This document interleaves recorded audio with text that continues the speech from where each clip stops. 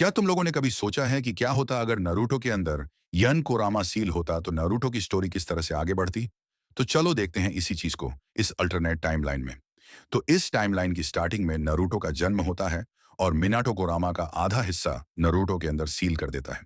पर इस बार मिनाटो यन कोरामा को नारुतो के अंदर सील कर देता है, जिसके बाद वह मारा जाता है, जिस वजह से नारुतो ओरिजिनल एनिमे की ही तरह अकेला बड़ा होता है।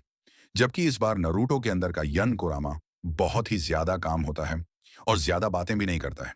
और क्योंकि नारुतो के अंदर यन कोरामा होता है, इसलिए नारुतो भी बहुत ही ज्यादा काम होता है।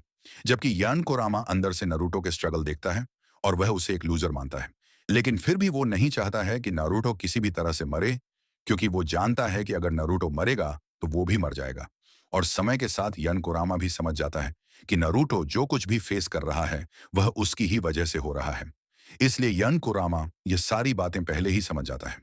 इसीलिए वह नरूटो को स्ट्रांग बनने में मदद करता है।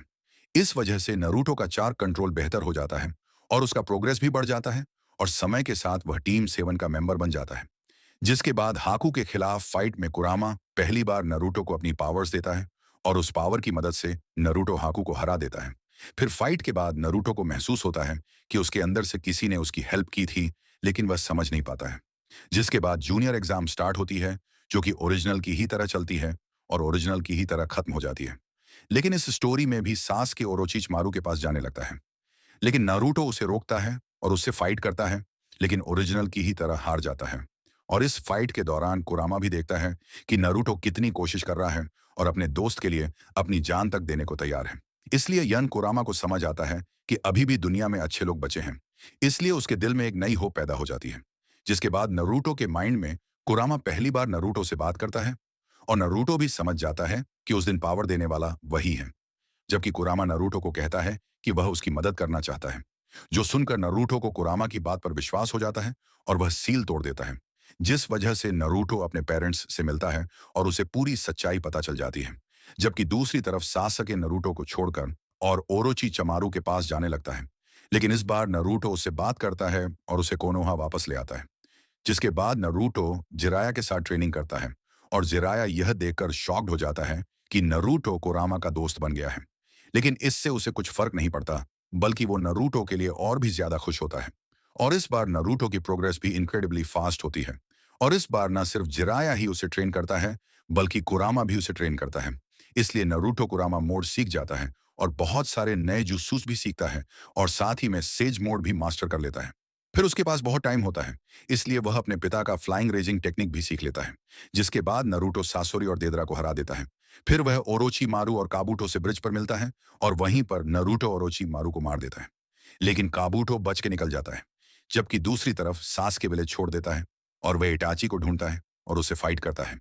और इटाची के मरने के बाद ओबिटो सास्के को अपने हाई आउट में ले जाता है और पूरी सच्चाई बताता है। जबकि इसी दौरान नारुतो और जीराया पेन को हरा देते हैं और वह नागाटो को समझाते हैं कि वह गलत था।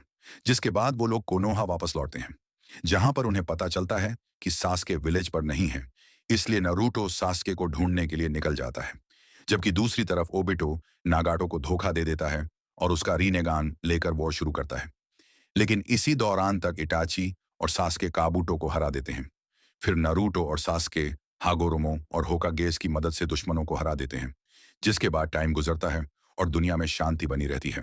जबकि इस दौरान तक नारुतो ओरिजिनल से कई गुना ज्यादा पावरफुल बन जाता है और वह नया होकागे भी बन जाता है। और इस बार नारुतो होकागे का काम बहुत ही इजीली कर लेता है। इसलिए उसके पास बहुत टाइम होता है अपने परिवार के साथ बिताने के लिए और साथ ही में वह ट्रेनिंग भी करता रहता है, जिस वजह से वह और भी ज्यादा पावरफुल बनता जाता है। इसलिए जब मोमोसिकी और कीसी की अर्थ पर आते हैं, तब नारुतो उन्हें हरा देता है। जिसके बाद ईसी की भी अर्थ पर आता है। लेकिन इस बार नारुतो फ्लाइंग रेजिन टेक्निक जानता है, जिस वजह से वह उसके सारे अटैक से डोज कर लेता है और उसे भी हरा देता है। जिस वजह से दुनिया और भी ज्यादा प्रोग्रेस करती रहती है और दुनिया में बहुत ही ज्यादा शांति बनी रहती है। और इसी के साथ यह वीडियो यहीं पर खत्म होती है। अब तुम लोग मुझे बताओ कि तुम्हें यह वीडियो कैसी लगी। अगर पसंद आई हो तो एक लाइक, एक सब्सक्राइब जरूर से कर देना।